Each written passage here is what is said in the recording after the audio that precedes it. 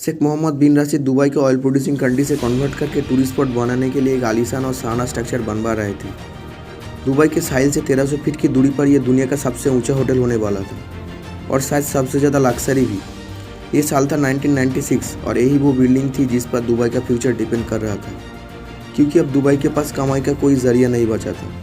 ज्ञानसूर्य channel में एक बार फिर से खुशामदीद। नाजरीन, इस वीडियो के पार्ट 1 में आपने देखा कि कैसे इंजीनियर ने खास तौर पर बुर्ज अल अरब के लिए समुद्र पर एक आर्टिफिशियल आइलैंड बनाया। साथ साथ आपने ये भी जाना कि सेलिंग बोट के इस डिज़ाइन को फाउंडेशन बनाने के लिए कंस्ट्रक्शन टीम को किन किन चैलेंजेस का सामना करना पड़ा।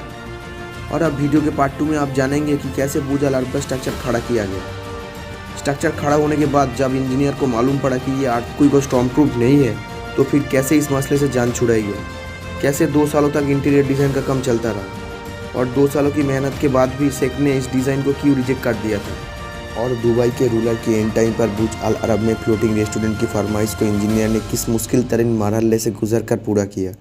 तो आइए वीडियो को आगे बढ़ाते हैं। Challenge number 4। 2 सालों की मेहनत के बाद इंजीनियर और आर्किटेक्ट आखिरकार बिल्डिंग का स्ट्रक्चर आधा खड़ा कर चुके थे, लेकिन जैसे जैसे बिल्डिंग का स्ट्रक्चर बढ़ता जा रहा था वैसे वैसे नए चैलेंजेस सामने आते गए। 1996 की एंडिंग में बिल्डिंग का कंक्रीट स्ट्रक्चर तो रेडी हो चुका था, लेकिन डिज़ाइन पूरा करने के लिए और बिल्डिंग को अर्थक्वेक प्रूफ बनाने के लिए एक स्टील स्ट्रक्चर की रिक्वायरमेंट थी। ये स्टील स्ट्रक्चर बुर्ज अल अरब की पिलर की सपोर्ट थी, ताकि ये सारा स्ट्रक्चर टाइटली आपस में ही जुड़ा रहे। चीफ आर्किटेक्ट टॉम राइट के डिज़ाइन की रिक्वायरमेंट पूरी करने के लिए डायगोनल स्टील ट्रस्ट बनाने थे। डिज़ाइन पर देखने में तो ये बहुत सिंपल लग रहे थे, लेकिन इनको बनाना एक बहुत ही मुश्किल टास्क था। ये स्टील डायगोनल दुबई से 15 किलोमीटर दूर एक फैक्ट्री में तैयार होना था और इस प्रोजेक्ट को chief contractor Malcolm Murphy lead कर रहे थे।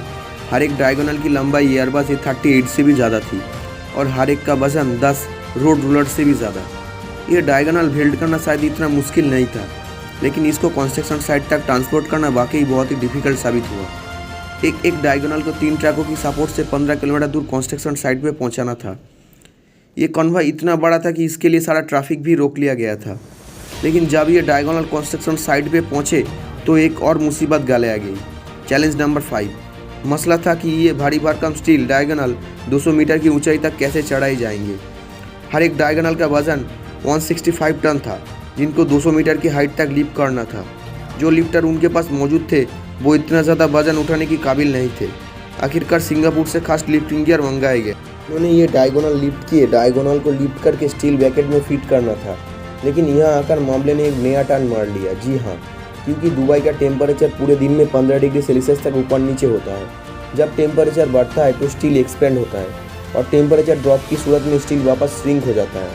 अगर ये डायगोनल फिक्स ब्रैकेट में लगा दिए गए तो एक्सपेंशन की सूरत में पूरा स्टील स्ट्रक्चर टेंशन में आकर टूट भी सकता है, जिसके इंतहाई खौफनाक नतीजे हो सकते हैं। अब इन डायगोनल को वापस नीचे उतारा गया। अब आर्किटेक्ट इस मसले का सॉल्यूशन ढूंढने के लिए एक बार फिर से सर जोड़कर बैठ गए। आखिरकार ये सॉल्यूशन निकाला गया। जिस ब्रैकेट में ये डायगोनल फिट होंगे उसमें मौजूद वॉशर को इस तरह डिज़ाइन किया जाए कि जब डायगोनल स्पैंड हो तो वो स्टील के दूसरे स्ट्रक्चर पर टेंशन नहीं डाल सके।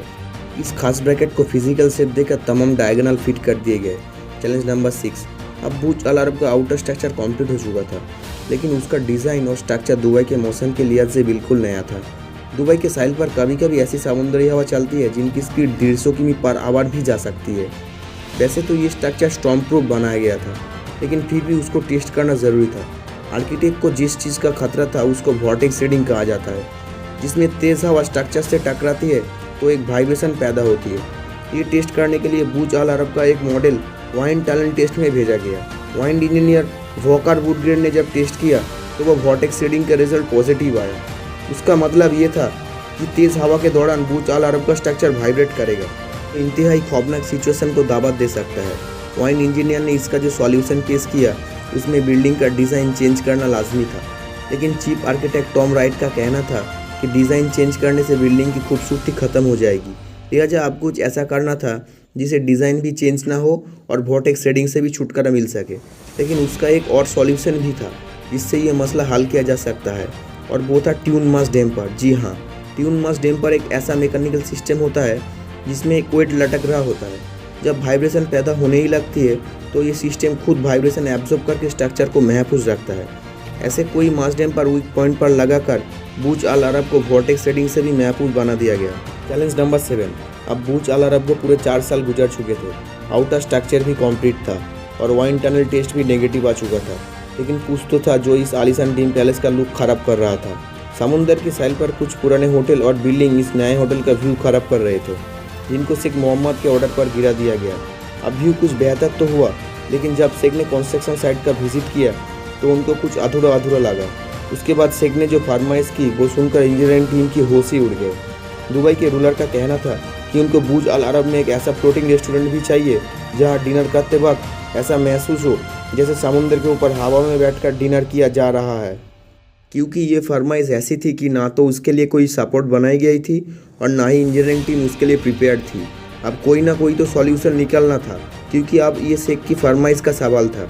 ये फरमाइश पूरी करना आर्किटेक्ट के लिए बहुत मुश्किल था और इस काम को अंजाम देने के लिए आर्किटेक्ट को एक बार फिर से अपनी लिमिट क्रॉस करनी पड़ी।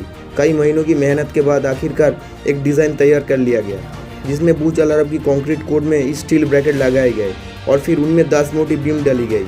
उन बीम के ऊपर लोहे का स्ट्रक्चर बनाकर उसको शीशे से सील किया जाएगा।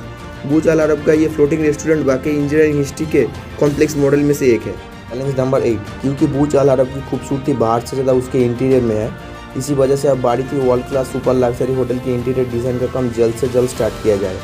लेकिन दुबई का मौसम ऐसा होता है कि यहाँ की ह्यूमिडिटी 100% तक पहुँच जाती है और टेम्परेचर 50 डिग्री सेल्सियस तक। अगर बिल्डिंग के अंदर की ह्यूमिडिटी और टेम्परेचर को कम ना किया गया तो इंटीरियर डिज़ाइन में शामिल गोल्ड प्लेटिंग और वुड कार्विंग का काम नहीं किया जा सकेगा।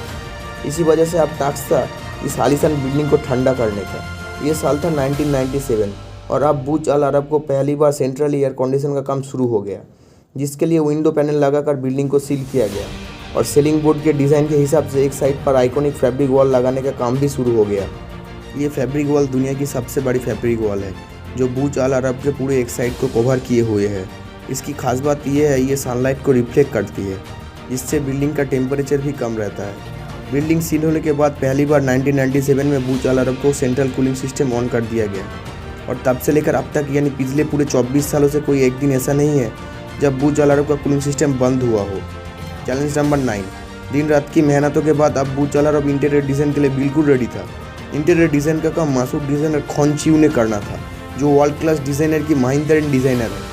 किंग ऑफ ब्रुनेई का महल भी इसी डिज़ाइनर ने डिज़ाइन किए थे। डिज़ाइनर ने बताया कि शेख मोहम्मद को ऐसा डिज़ाइन चाहिए जो आज से पहले ना कभी बनाया गया हो और ना ही बाद में कोई ऐसा डिज़ाइन बना सके। इस डिज़ाइनर को बुर्ज अल अरब के 202 स्वीट और 180 मीटर ऊंचे एट्रियम ऐसे डिज़ाइन करना था कि दुनिया उसे देखकर ही हैरान रह जाए।